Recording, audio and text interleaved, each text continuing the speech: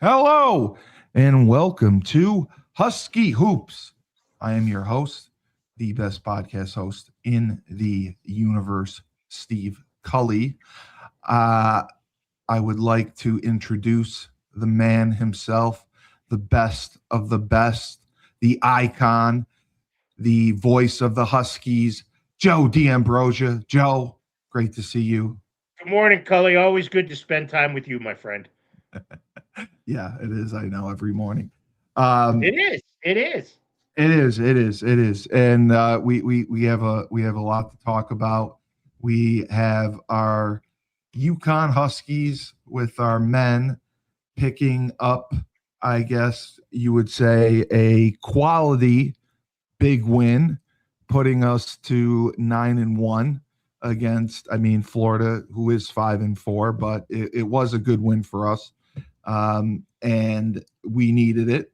And I thought we played more as a team.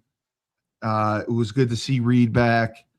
I just wanted to get your thoughts on the crew that played together, and coming through, getting this one done.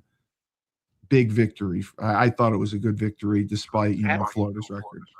Yeah, and look, Florida's record. They're going to be there when the season ends. Correct. They have a cast that um, could get to the Final Four. Their backcourt's not as good as it was last year, but still, that front court they can Yeah. play. They can play Yes. volleyball off the Yes. offensive glass. But I thought it was a great win for UConn.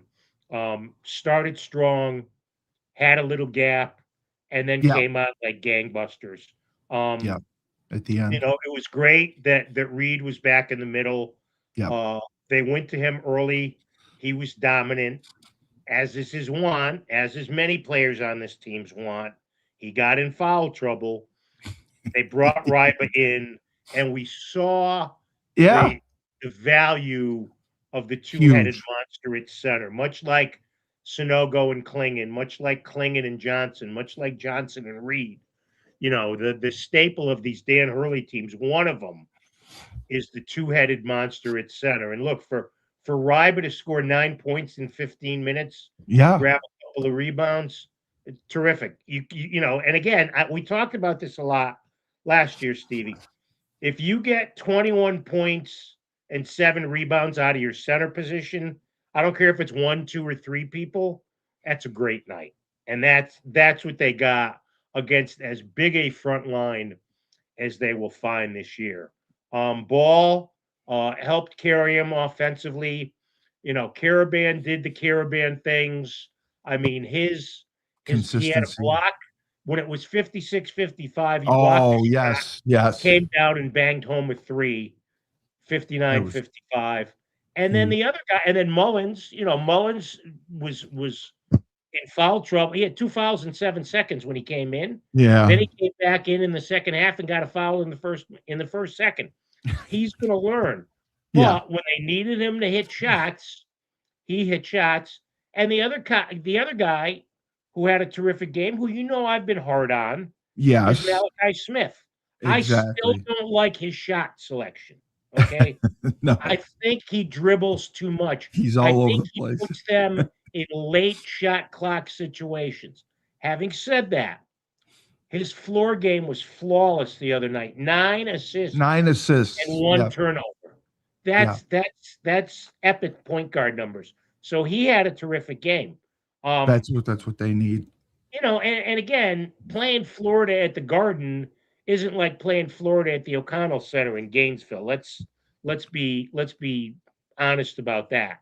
Of course. Um, but I thought it was a great win and a real, tomorrow night at the People's Bank Arena, they Yeah. finish this gauntlet against a really good Texas team.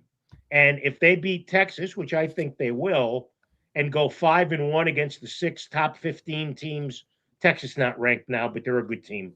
That says a lot about especially with all the injuries this team has had.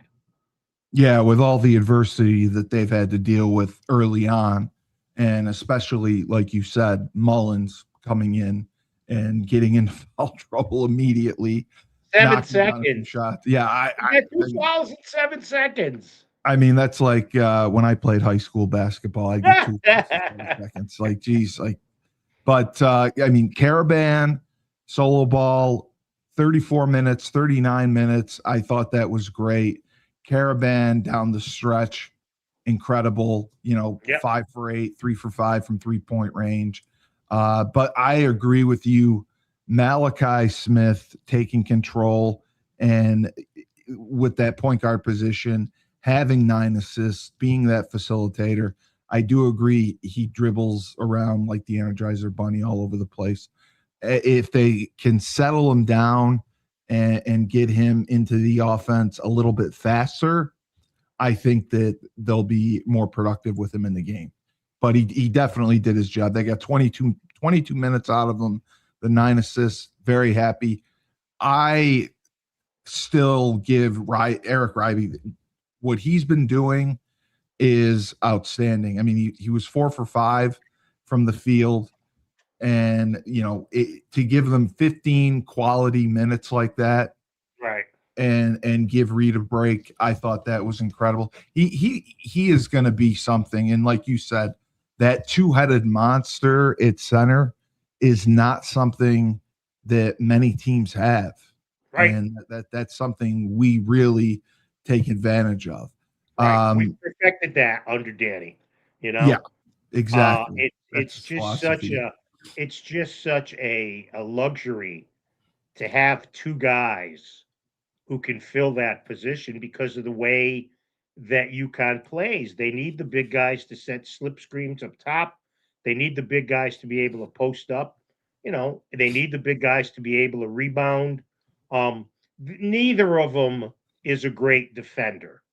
Right. I think Rival will become one, but right now they're not. Yeah, They're not. Neither of them are great defensively. They're okay. They're not bad, but they're not. But then again, and I haven't looked at the whole Big East yet.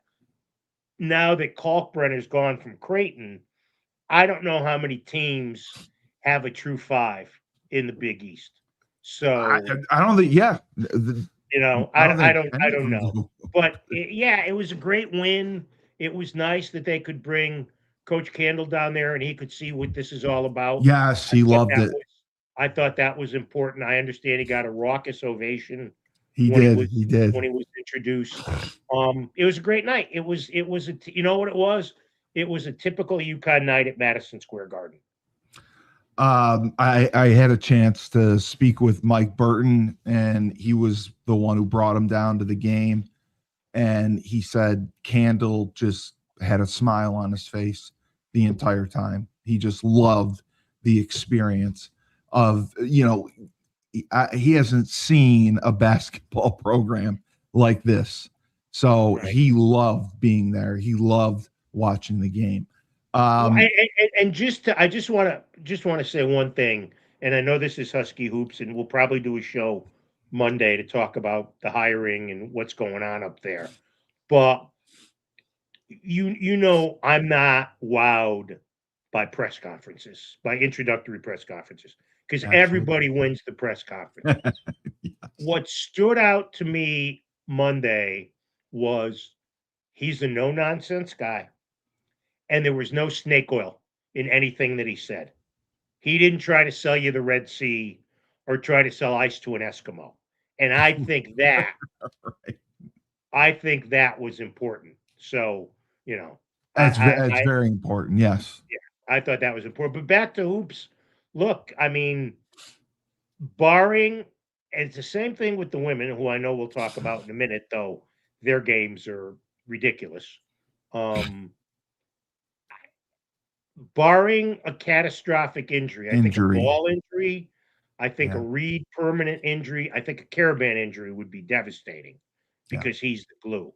But barring an injury like that, or Mullins, because Mullins is going to be huge when we get into this. He's going to be Stephon Castle. He's going to be Liam McNeely. He's a baby still. Yeah. Barring an injury to one of the catastrophic injury to one of those 4, there's no reason why this team can't go to the Final Four. No, they look. I mean, they've gotten better it seems, every week, which is good to see. They're improving. The only guy I'll bring up is your man Stewart. I wish we got a little bit more out of him. He played 22 minutes, 7 points. But if we had gotten a little more production out of Ross, then that would have been fine. If we could have got 10 to 15 points between Stewart and Ross, that would have been fine. That was my only. I think here's the thing, and this happened. This has happened a lot now with Stewart. Stewart's kind of the energizer at the beginning of the game. He hits a couple of hoops. He makes Get some going. plays. Yeah. He's able to do things. He played most of his time in the first half. He played 17 minutes in the first half. He only played, what is it here? He only played 5 minutes in the second half. Yeah. So I don't, whatever the reason is for that, and certainly the coaches know far better than I do. They find him to be more effective in the first half. I think if you went back and did a search on his numbers, you'll find that most of his production, minutes played, points, rebounds, is done in the first half. Is Chris D sending you notes? He, of course, he is. One of the questions that had come up: were you concerned about the deficiency in the rebounding between UConn and Florida? I mean, Florida had, I believe, 40 rebounds, and we had like 26. 28. Well, I think because of their size, yeah, it's not unexpected. The thing that sticks out, though, is they had 16 offensive rebounds, right?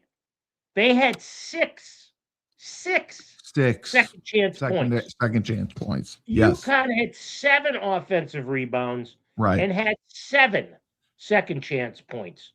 So UConn actually did better on the offensive glass, production-wise, than Florida did. Getting out rebounded like that, just like getting outshot at the foul line, 27-16, isn't a formula for long-term success. At some point, that's going to bite you in the ass. Okay, right. But on the short-term, game-by-game basis, they made the most of their opportunities. They converted 17 points off of 12 turnovers. That's a great percentage. Their bench, because of Mullins and Ryba and Malachi, outscored the Florida bench 20-6. I think I think at the end of the day, you got to look at all the numbers together. But I would guarantee you that when they get back to I don't know if they practiced Wednesday, probably not, because I'm sure they got back late Tuesday night and they're in exams. But I would guarantee you today they go after it in rebounding drills. Yeah, and if Florida did not go very, very deep into their bench, I mean, they only played 3. They played 8 guys total. I mean, right, one only played 10 minutes. So we're able to go deeper in and play 9 guys. I mean, we can play 10 guys. Even Karoma, if both bigs are in foul trouble, can give you 3 or 4 high energy minutes. Exactly. So you can basically go 10 deep if you wanted to. Exactly. And I also liked the 3-point percent. I mean, we were 8 for 18 from 3-point land. Great. I thought was great. Yeah. I think that's a good amount of threes to take. I don't like it when they jack up an incessant amount of threes. I just don't, I mean, that's not what I would recommend, No. And 29 to 58 from the floor. That's 50%. You never argue with that. That's beautiful. And 11 for 16 from the free throw line. I mean, that's what you need to get it done. I'd like to see it a little better, but you can't complain. I mean, this got close and they pulled away at the end. It was great to see 77-73 taking care of Florida, which I think sends a message. And I think you're right. this is a Final Four team. This Yep. could very well be one. Yep. And with the depth that they have and solo ball and with Rybe and Terrace Reed, they're going to roll through the Big East. They should roll through the Big East. And St. John's will provide a bit of a problem. they will. Seton Hall is actually much better. They've gotten better. Yep. Than They they spent have money. been. But I would think, and you're always going to have a game where you step on your blank and have issues. Absolutely. But I would say for the most part, in a 20-game Big East schedule, I don't think 16-4 is out of is too much to ask. Yeah, I agree with you. And then, Friday night is the game that is being advertised all over on Fox. UConn is playing Texas. And that is the big one. That is the big one. That is final. That's the big one for this week. Yeah, it's the final non-conference game early on in the season that everyone's looking forward to. What are your thoughts on how we match up against Texas? Well, size-wise, their best scorer and rebounder is a 7-footer in the middle. They go 6'8", 6'7" up front. The 6'7" kid, the 6'8" kid is actually the two lead scorers are about 16 points per game. The kid Dalen Swain. The backcourt is 6'1", 6'5". They average combined about 22 points per game. Looks like they go maybe three deep on the bench with scoring and stuff. I think it'll be. I'm looking forward to going to my first game of the year and seeing this team in person. Texas will come in looking for revenge. UConn beat them last year down in Austin. Sean Miller is a familiar face from his days coaching at Xavier, so people know him. I think it has the potential to be a real good game. I don't see it being a blowout by any stretch of the imagination. Either way, Texas has played a decent schedule. They lost to Duke. Yes. First game of the year by 15. They lost in Maui to Arizona State, but then they came back and beat Chaminade, and then they beat North Carolina State 102-97, so they can put points on the board. Yeah, they're 7-3. That's and you're pretty obvious. Most of their high scoring, they've got 5 games of 90 or more, or 6 games of 90 or more, but their schedule hasn't been anywhere near as good as UConn's schedule. No, not even. The best games they've played are the games that they lost to Duke, they lost to Arizona State, they beat North Carolina State, and they lost to Virginia. So in quad 1 games or quad 1 and 2 games, they're 1-3. So that's not great. But I'm sure it'll be a good game. I'm sure they'll look to play up tempo. I don't think there's any question about that. So, they average, what is it here? 89 points a game. 89, yep. They give up 73, but again, that's skewed because of who they've played and stuff. Look, I think it'll be a real good game.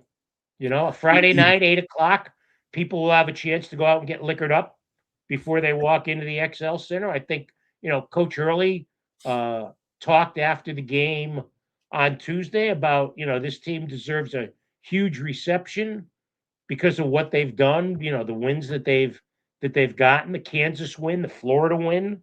He's done a great job. 2 big wins away from home. So, yeah, I think it'll be a fun environment. How it goes, I would expect UConn to come out on top. Yeah, I think it's a great matchup for us. I'm excited to see Reed and Rybe battle with their 7-footer. Is it Mathis? I can't. I think it's Mattis. It's I think Mattis. it's Yeah, Mattis. I'm not yeah. sure. I mean, because he's been a force in the middle, but like you said, it hasn't been against tremendous competition. But I saw some clips on him. He's a big dude, and I can't wait to see the two big guys go at it. And I want to see how Ryback does against him for sure. Yeah, I it's think Mattis. It's Mattis Vocatitis. Mattis. Okay, Mattis Mattis. Vocatitis. So, Vocatitis. That's how you yeah. pronounce it. Okay. Yeah. So I think that'll be a fun battle to watch. I love watching the big guys go at it. I think we have the advantage at the guard position. I think Solo Ball is tremendous. Well, I'm a little concerned about Demery's foul-prone way. Yeah, I think it's amazing. Yes, it's absolutely amazing. I think that's a bit of an issue. Yes, yes, it's amazing how it continuously happens game in and game out. I'm shocked at it. But I totally and to agree with you. the people on X who constantly bitch about the officials, I would just say this: they get in foul trouble every game. It can't be the officials every game. Okay, just can't. The Big East is an abomination this year. What happened to all these hacks who said we have an advantage with rev share because Big East schools don't have to spend on football? Chris D, I don't know what to say. I kind of agree with you, but they don't have money to begin with because we don't have the broadcast revenue. They don't have the attendance revenue. That is why. That is a big reason. Football rules the roost, unfortunately. And even though the rev share is different, they're not getting the same amount of money. And I'd hold off on the gloom and doom for the Big Yeah, East right yeah, now. right. Let's wait a We don't month know. and see how the conference season goes. I mean, Villanova's better with Kevin Willard in there as a head coach. I mean, DePaul always gets off to a good start because they play a crap non-conference schedule. Yes. I mean, the team, St. John's is only 5-3, and they were Yeah. supposed to be this. They were supposed to be the second coming of the UCLA teams. They're the darling. Yes. 70s. The two teams that have been part of the fabric of the league who have really come back to earth are Creighton and Marquette. Yes, big time. Both have Creighton's 5-4, Marquette's 5-5. Yeah, I mean that is a bit of a it's not traditional for them. well, and I think that's a bit of a red flag. Yeah. For the league, if those teams can't compete outside the league. Now, Marquette's got Purdue Saturday night. Good luck, or Saturday afternoon. Good luck with that. So they could be 5-6 going into Big league East play. And Creighton, who's Creighton have left before they go into league play? Creighton's got Kansas State. I don't know anything about Kansas State, but that's at Creighton. And then next week it's conference play, which is kind of crazy.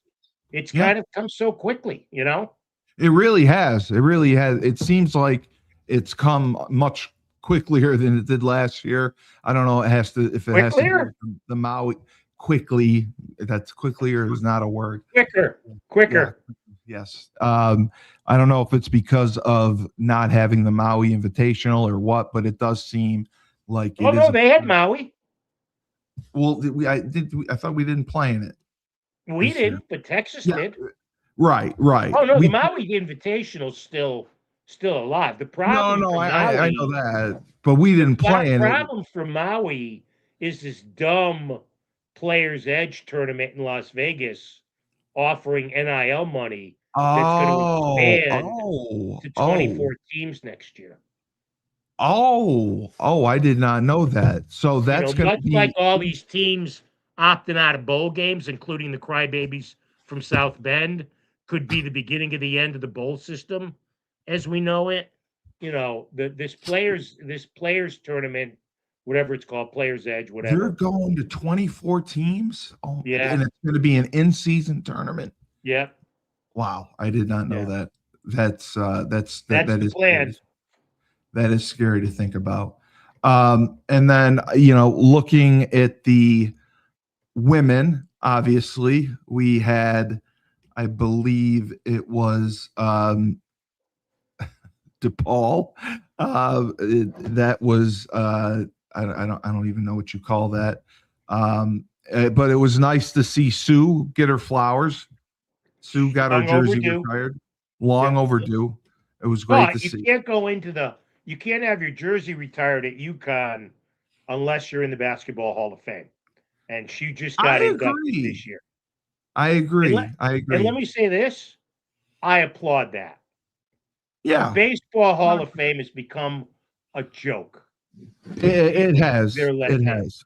It You know, has. It has. Jeff Kent and Harold Baines are in the Hall of Fame, and Don Mattingly and Dale Murphy aren't. What kind of world are we living in? Oh, Dale Murphy had been so close. It drove me up a wall. Let Right. me ask you this, because I had this debate with Schumann off Where is topic. Schumann, by the way? He's got his other podcast he's finishing up. Do you believe Barry Bonds and Roger Clemens should be in the Hall of Fame? Would you In vote a separate wing, yes. In a in a, separate, in they a should. separate wing? They have to make. Um, That for that era? yes. I mean, and look, um, I'm also of the belief now, because of the way the sport has hoard itself out to gambling things, that Pete It Rose is should be ridiculous. that Pete Rose should be in, Oh, I know. I that made me sick to just right? to see him pass and not get in, and then all they're promoting is the gambling. Was a little ridiculous. I totally agree with you on You know, that. I mean, now that you can't watch a baseball game Without and not seeing, see FanDuel or DraftKings ad every 2 innings, with live thing. Well, how's that going to work out? How's that worked out in college basketball with the scandal in San Francisco? How'd it work out with Terry Rozier in the NBA? yeah, and Chauncey Billups, yeah, Well, but that was more poke. That's poker. that was the That's poker. Right, yeah. right, right. That's not. That's That a wasn't different. basketball. Yeah. Yeah, that's a different gambling issue. But yeah, I would like to see. I would like to see everybody who deserves to be in it um, get in. And the bottom line, Steve, at the end of the day, is it's just a museum. Yeah, It's it just is. It really is. It it's is. just a museum. You see old gloves, old jerseys, old balls. You're absolutely right. It Right. is 100%. By the And way, I just looked it up. The Players Era Festival was 18 teams this year. It'll grow to 32 in 2026. oh my God, But like that's UConn, Duke, there are big name schools that are who playing in said it they won't go there. that won't go. Okay. They won't go. Yeah, I mean, I wouldn't either. That's really unethical. I mean, I hate saying unethical for college basketball because it's the wild, wild west, but that really seems like an unethical tournament to have in the Oh, I season. totally agree. Totally agree. Just like I mean, I think it's crazy they allow college players to bet on professional sports. I think that's outrageous. But No, yeah, we could do a whole I we could do know, a whole I know. show on that. But the women were dominant as they were supposed to be against DePaul, 102 to 35. I mean, they're scoring single digits. I mean, it blows my mind, regardless of how good you are, if you're scoring 4 points in a quarter. That just to me is shocking. Like, wow. Who I who mean, knew? Who 4 points. Steve? Who knew when we escaped the American Yeah. and got back into the Big East, that women's basketball would be so bad. Remember how bad UConn never lost a game in the American regular season or tournament. 7 No, years they no, swept through. The no. only games they've lost in the Big East is when they had everybody hurt. Yeah, And when Paige was hurt, yep. those are few and far between. So I mean, um who knew it would be worse for the women in the Big East? There's the man with the moss. Keep going, baby. Keep going. I mean, the women's games are laughable. Now, Saturday afternoon in LA should be a decent game. Southern Cal, even though they don't have Juju Watkins, is 7-2. Yeah, So that should be that's a gonna bit be of a challenge. And the Tennessee game will be a challenge because, as Maria says, the style they play is so different. But the Big East schedule, again, barring catastrophic injury to Sarah Strong or AZ Fudd, do the yeah. women lose? Do the women win by less than 15 points in any Big East No, game this year? I agree with you when you said this last year. Playing in the Big East, I mean, for the women hurts them. I think it hurts them because they're playing against such poor and different competition. It hampers them. And USC and Iowa are the two good games coming up. And then later on, you have Tennessee, Notre Dame. But in reality, you're 100% right. I don't think there's anyone in the Big East that's going to come close within 10 points. I would agree.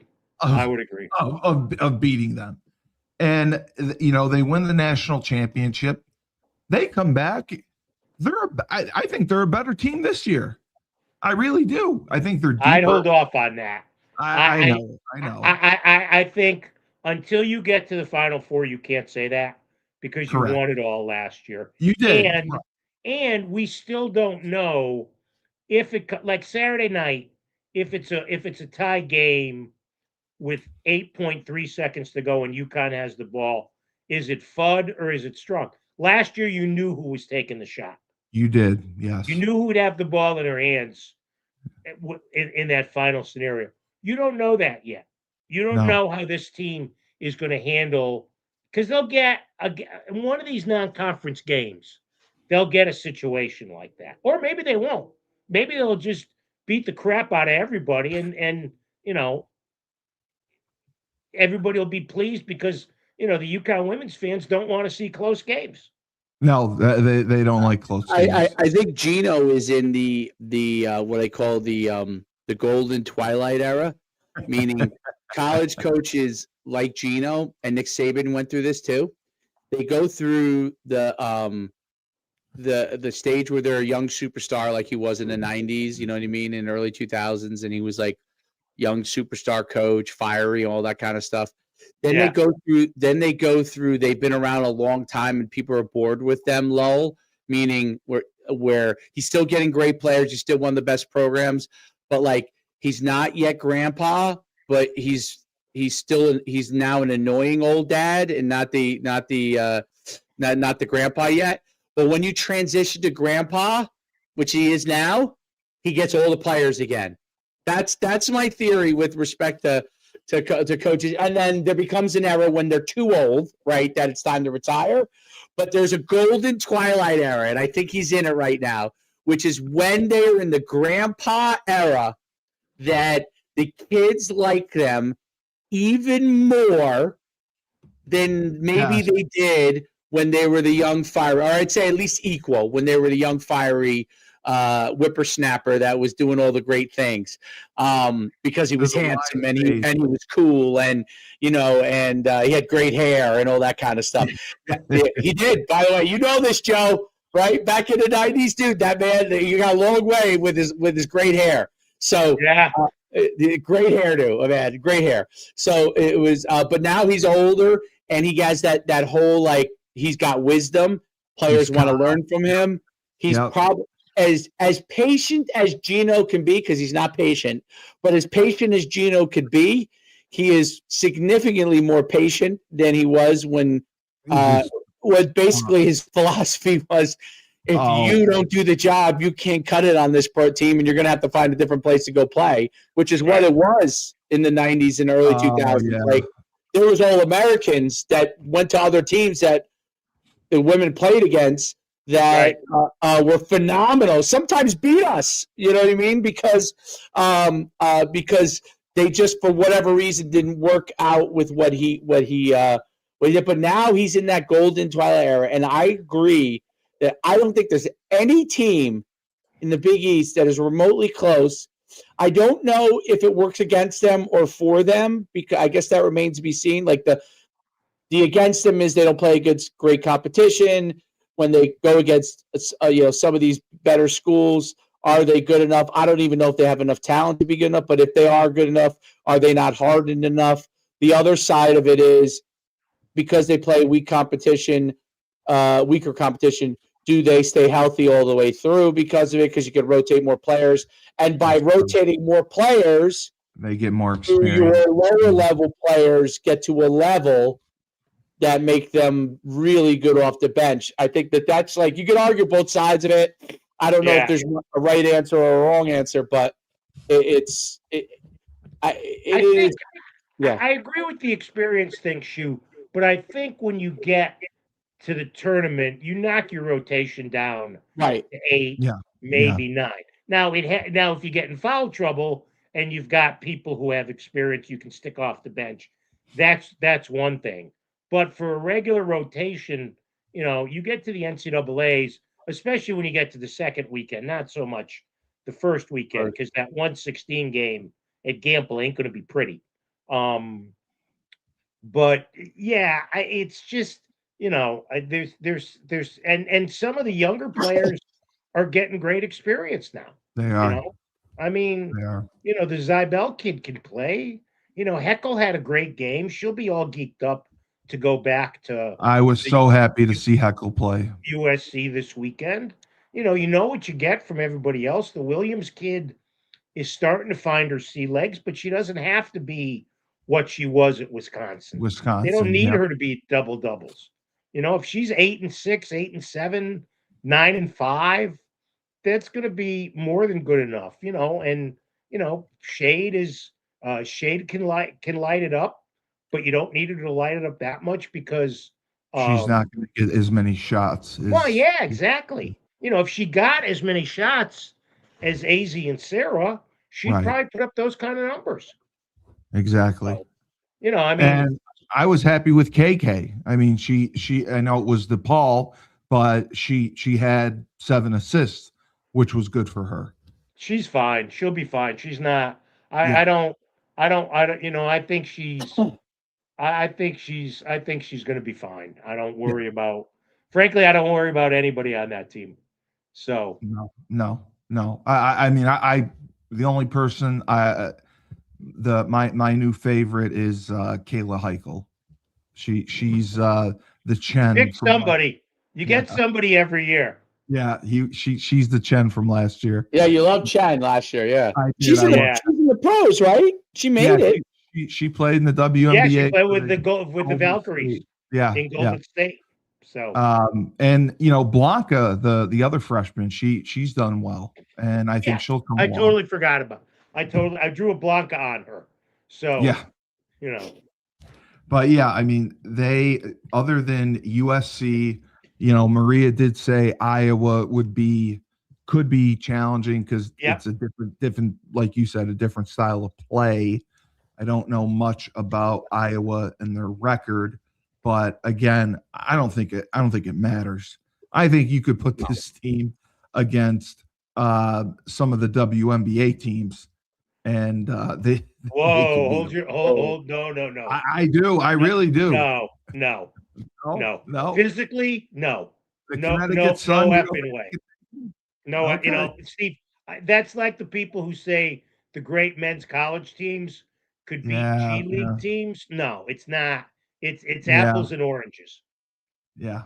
No. Well, I mean, Iowa is 9-1, so they're. I mean, they haven't played anyone. I mean, they beat Baylor, who was 7th in the country. They beat Miami, and they lost to Iowa State. Your boy But, Christy came up with a great comment. Is Heckle and Chen loved more by Cully than Victor Rosa? you know what, Chris D? I don't love Victor Rosa. I don't Not love him. anymore. Not I love anymore. him. Doesn't matter. He's gone. He practiced yesterday. I give him credit for practicing. I was not a Victor Rosa fan. Okay, he ran the ball well a few times. I thought they should have gotten him in the rotation. I didn't think Cam could carry the load all year. That's on me. I just thought Cam needed to split reps with someone, and Victor could do it. He had that one fumble, and that was it. He came in. Did Bell He was Brown a third down practice guy. yesterday? Yes, Skylar Bell did practice yesterday. No, not him. The running back who's leaving. No, Mel Mel. did not. Okay. No. What Mel about the didn't. linebacker? Parham did not practice yesterday. So he might opt too, huh?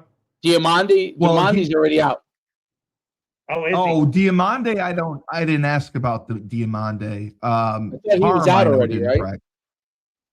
Well, they're in the portal. Rose is in the portal too, but he practiced. There's plenty of guys that are in the portal that still practice. Got it. But like Parham opted out, I believe, because he believes he's going to be drafted. And I talked to people, and I just off topic. Is Joe playing? Probably. He is? I think that's an off the stream conversation.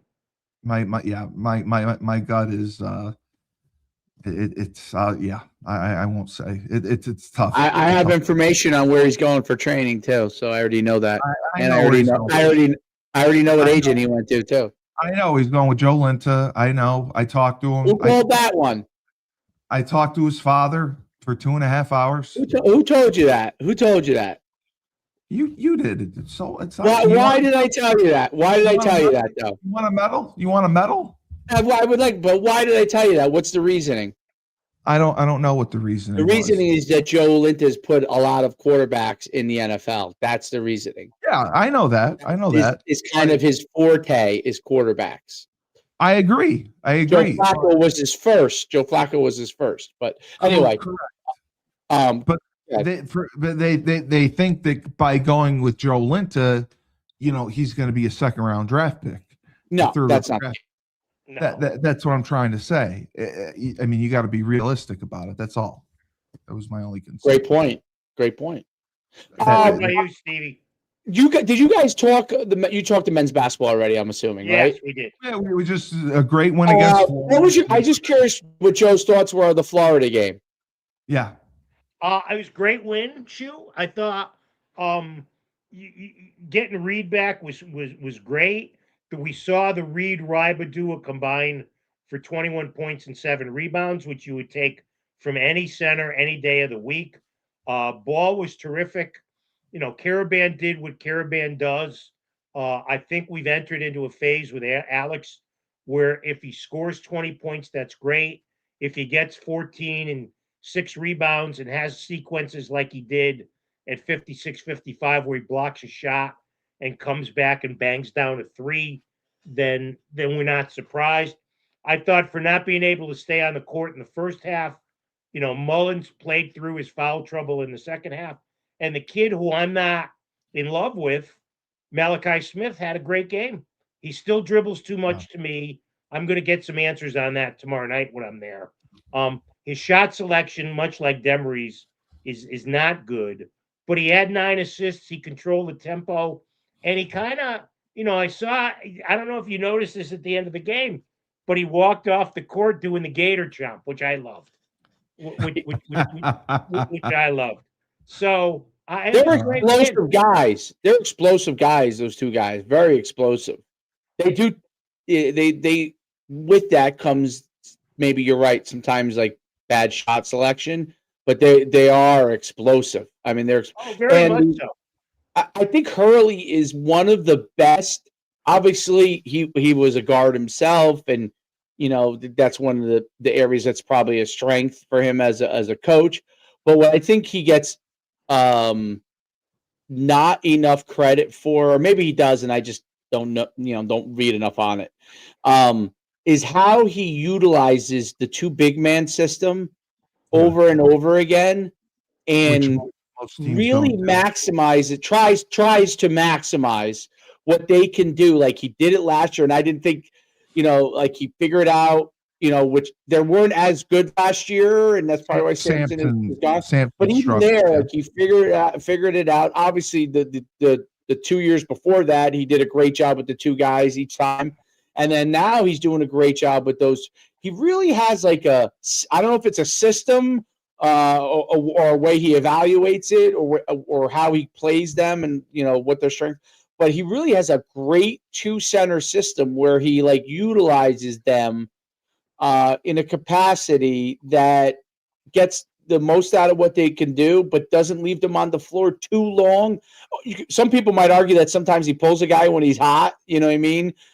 Before he should, but that ability to do that, I think, really is important in the college game because the big men make such a huge impact in the college game. You know what I mean? Because not everybody has them. You can win without a big man in college basketball these days, but if you have a good big man or a big center combination like UConn does, like Florida does, you can go a long, long way. Yeah. It gives you an advantage. It sets you apart from everyone because teams don't have big men like that. Because if a school doesn't have a good, let's say we get in a Big East play and both big men pick up a couple of fouls. Well, the odds are you can play Caravan at the 5 for a couple of minutes and it's not going to hurt you. And survive. You don't have to bring in Karoma. You can for a couple of minutes, but he's a little foul prone too.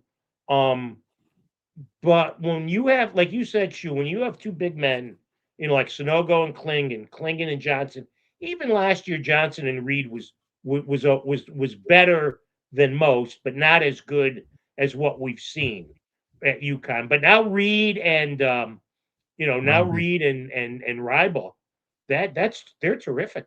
Yeah, they're doing a great job. And they're getting better every week. Well, the only thing you worry about with Reed now, boys, is can he stay healthy? So, Joe, prediction, Texas, what do you see? I think good game. I think UConn will pull away at the end. Let me see what the Magic odds say as far as the prognosticators have. I would love to see. Night. I was surprised. I was surprised Iowa was 7-1. That impressed me. I know they haven't played. Okay, there's no odds because it's in state, so that's why there's no odds. Really? Yeah. I would think UConn by 8. I'll give you an 8-point win tomorrow night. Yeah, I would agree. With that. And then before we meet again, they start Big East play. Yes. They play Butler at the People's Bank at the PB&J on Tuesday night. Which will be another game that I will be in attendance at. So I'll be able to give you firsthand knowledge, much like I went to the Candle in the Wind press conference on Monday. By the way, how was it? You know what? I said this earlier. A good report. Yes. I said this earlier, Shu. He's no nonsense. You can tell. And there wasn't a hint of snake oil in anything that he said. I was impressed. I asked him one question afterwards, which was only because he was from Toledo. Do both you guys watch MASH? Have you seen MASH? Yes, I have. Of course. So Klinger always talks about Paco's hot dogs, right? So I said at the end of the press conference, after all the legitimate media had asked their questions, I said, let me ask you, have you ever been to Tony Paco's? And he went on for like a minute and a half explaining what the place was like. So I like him. Well, the results will be on the field and who he can bring in, but his retention rate at Toledo was outstanding. And he also talks, which the other guy, Colorado State, Charlie, didn't want to do, was develop players. No, he didn't. And I think that's important. We've seen that. We've seen Connecticut high school coaches who sometimes have a little high opinion of themselves. Let me be honest. They do. Let me be honest with you. We've seen them be a little bit miffed because the coach at State U doesn't involve them. They don't even get invited look, up for you spring can't games.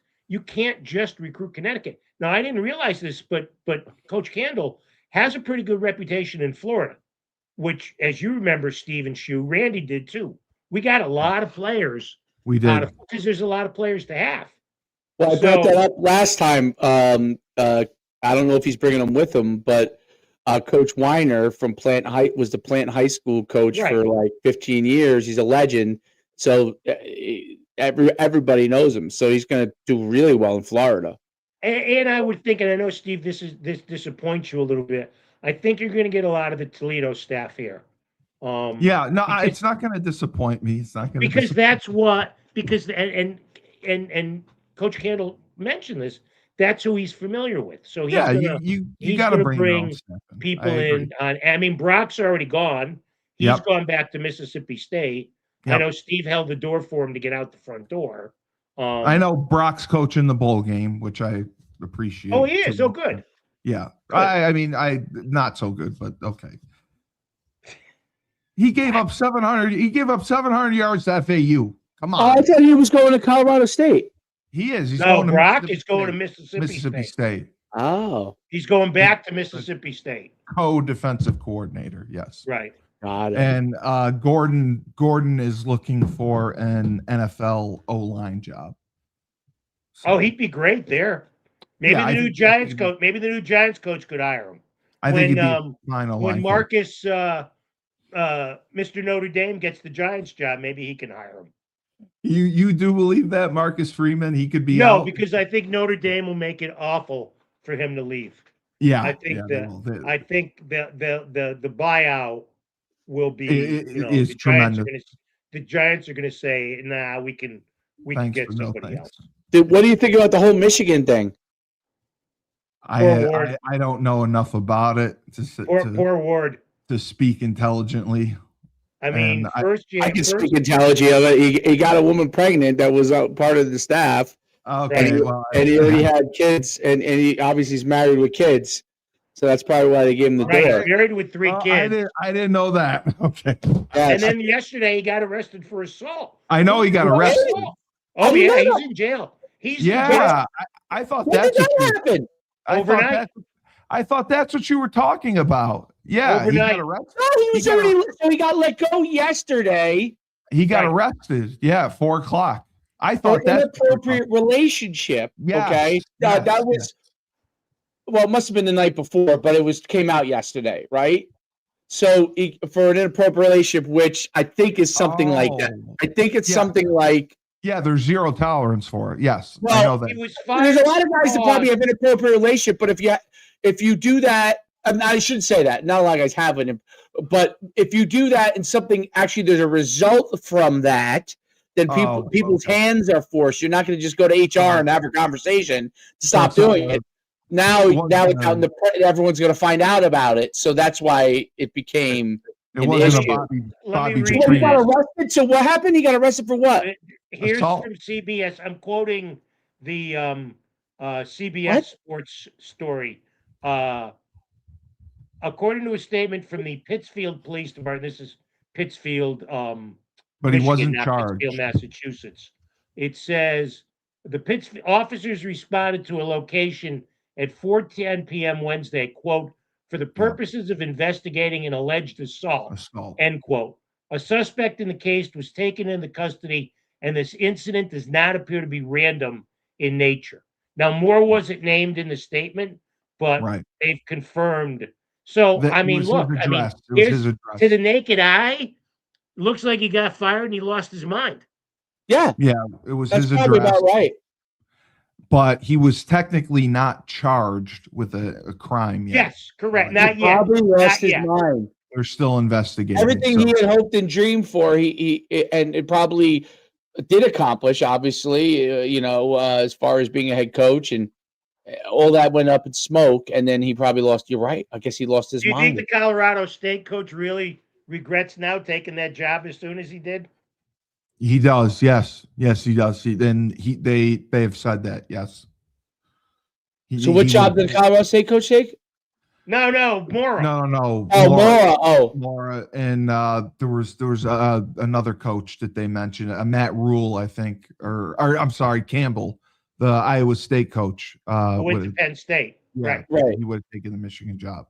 Why? Because he could have had opportunity to get the Michigan job. You're right. Yeah. Well, I think. Well, now they said Jed Fish maybe for Michigan. They did. Yeah. They did. I mean, there's not a ton of candidates. They're going to have to pay a big buyout to get someone. Well, highest rated tennis player of all time in football. What about Chip Kelly? He was a tennis player, Jed Fish. I don't think Chip Kelly will get another chance. Chip Kelly is. I think he's a candidate. I heard. I hope he is. Ward's wallet's a lot deeper than it was at UConn. Ward, What about Brian Kelly? How about Emmett Kelly, the comedian? Brian Kelly is Kelly, not, the wrestler. Brian Kelly's not likable. I'm sorry. I don't think anyone's going to hire Brian Kelly. How about Chip Kelly, the quarterback? Brian Kelly to sit home. He's going to get $56 million to sit home. I don't think he's going anywhere. I think he'll take his time. But so great episode of Husky Huddle. Thanks. We missed Maria today. She had I will tell Mashia. I will tell Maria. Why was Maria there? What happened? She had a family thing. I'll tell you after. She had a rough weekend on the court. I will tell you guys. But that's not why she's not here. Right. So for Coach Schumann, thank you for taking a moment to come on. We appreciate you. Joe D, the icon, legendary voice of the Huskies, the best of the best. I'm Steve Cully, the best podcast host in the universe. Remember, life gives you lemons. Don't make lemonade. Take 2 oranges. Throw them right back at life.